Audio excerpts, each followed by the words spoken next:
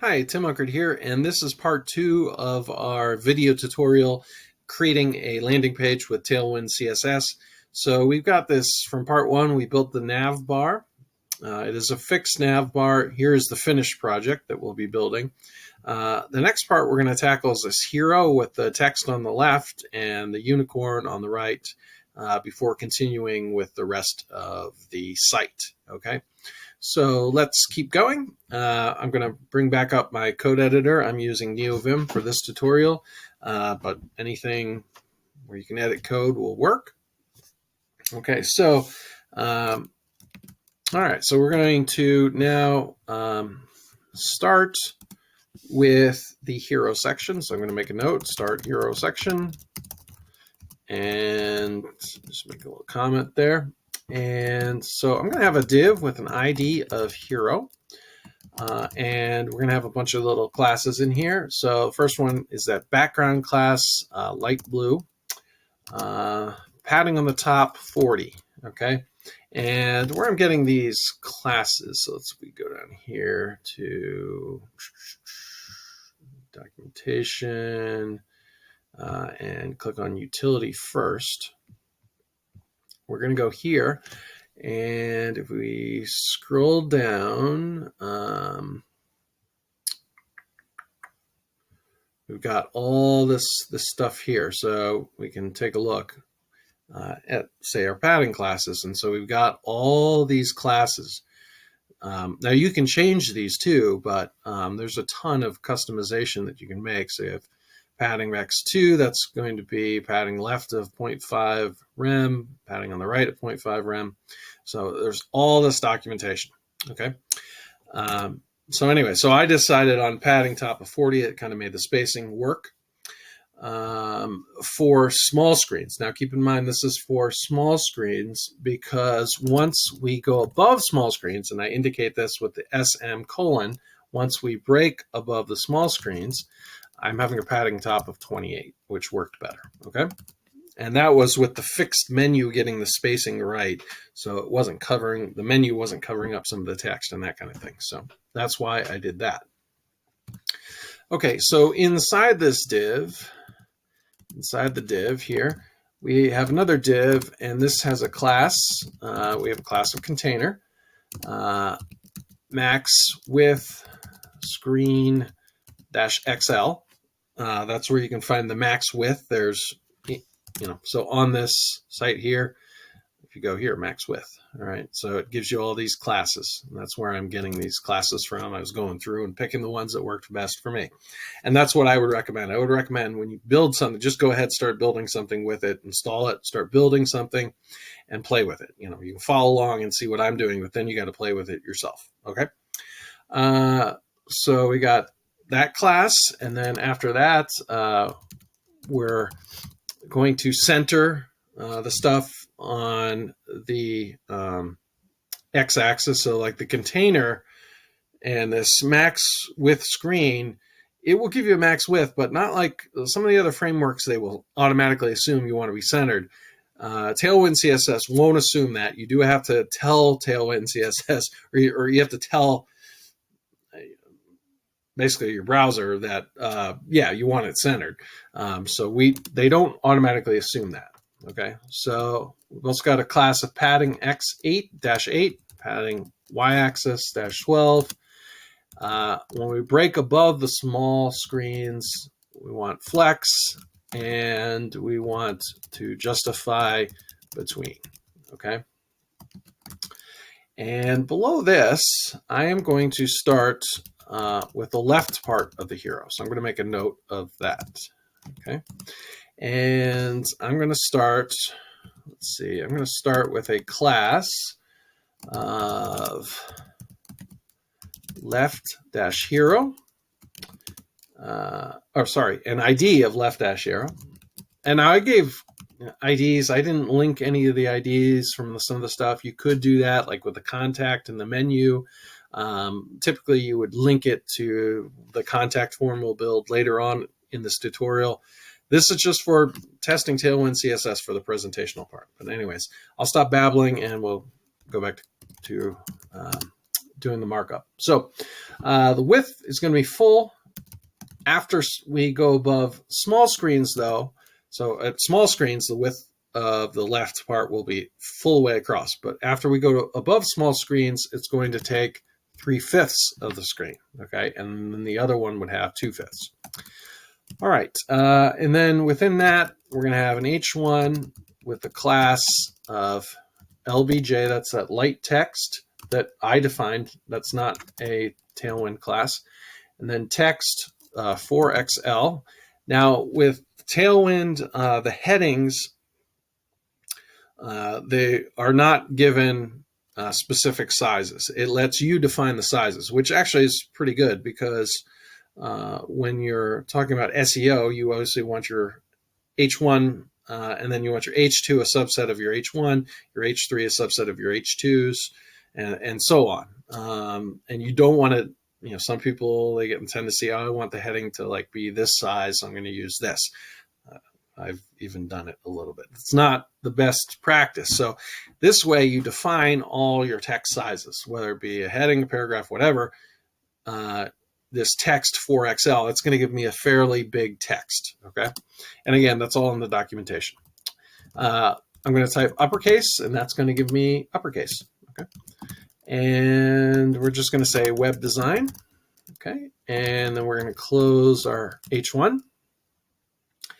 And then we're going to have 4 paragraphs, okay? And they'll differ slightly, but I'm going to copy some of them because some of them are pretty much the same. So we're just going to change in one thing. So I'm going to have that LBJ, that light text, and then text. This top one's going to be 3XL, padding Y of 2, padding on the Y-axis 2. That's a certain amount of rem.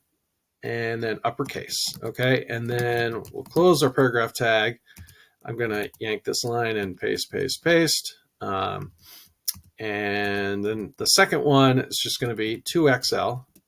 And then the next 2 are just XL.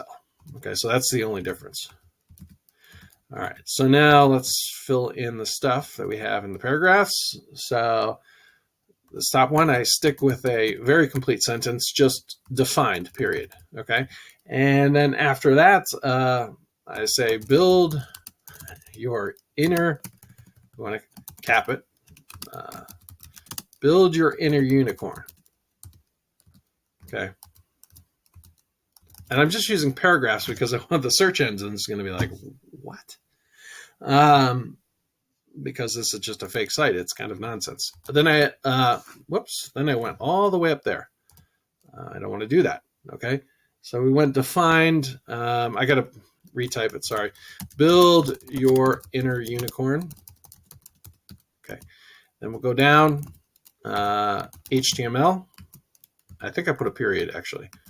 And then below that, CSS with a period, okay? After this paragraph, we do, or I'm going to do an unordered list, okay? And then I'm going to have some items. So, and these are going to be the same. So we'll copy these again. So padding left of 4, they're going to be italic. That color LBJ that I defined. Text is going to be large, okay? And I'm going to have 4 more of those. So 1, 2, 3, 4. Okay. And let's see here. Bootstrap. And then here I'm going to say Tailwind, which is what we're doing. Tailwind. Below that, we'll have Bulma. I'm going to have to make a tutorial on that. Then Foundation. Ditto on that, and Materialize, which I'll get to them. Might take a break from the frameworks tomorrow and just do some plain old common, just regular CSS with maybe some Sass or something like that. Okay, so that's that unordered list. After that, and I don't know why. Okay, I don't know why I made these like a subset. So hold on one sec. Okay, so, all right. So now we're going to have a paragraph with a class of LBJ. Text is going to be extra large, padding on the y-axis 2, and then uppercase. And we're going to say JavaScript, period. And close our parentheses. And we're going to have an unordered list with the same stuff, just different words. So I'm going to go up, and I'm going to copy this stuff. Go here and paste it. And now we're just going to change what's inside of each of these. So let's. Okay, so what I'm going to do is change this to React. No, I don't want to replace. I want to. Let me escape out of that. I want to change this to React. Then this is going to be Angular. And then this is Vue. It's going to be Svelte, I guess. And then we go back, and then this one is going to be TypeScript. Whoops.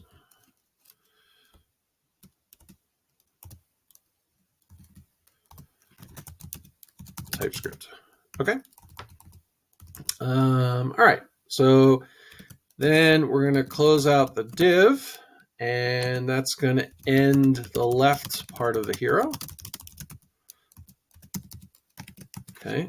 And then we're going to begin our right part of the hero. Okay. I'm going to give an ID of right hero. Class is going to be width full on the small screens. And then when we go from small to medium, we're going to have a width of 2/5 and padding on the top of 5. And then also, but that's on the small. When we go from small to medium, we're going to change the padding on the top to 0. Okay. And we're going to close that out. Have an image with a source. This is our unicorn we're going to use again. So images /unicorn.svg. Alt text, something like build your inner unicorn. Okay, and class is going to be width full and the height is full. And we're going to close out that div. Okay. And then we're going to close out the div above. So we just closed out the left hero, then we closed out the container, and then we've got to close out the div with the ID of hero, and we're at the end of our hero. So I'm going to make a note of that and then save. Okay, so let's now go and see what we got. So if we refresh, we've now got this hero, which is looking pretty nice. And we go here, and we see that it's nicely spaced as well on small screens. So that's pretty sweet.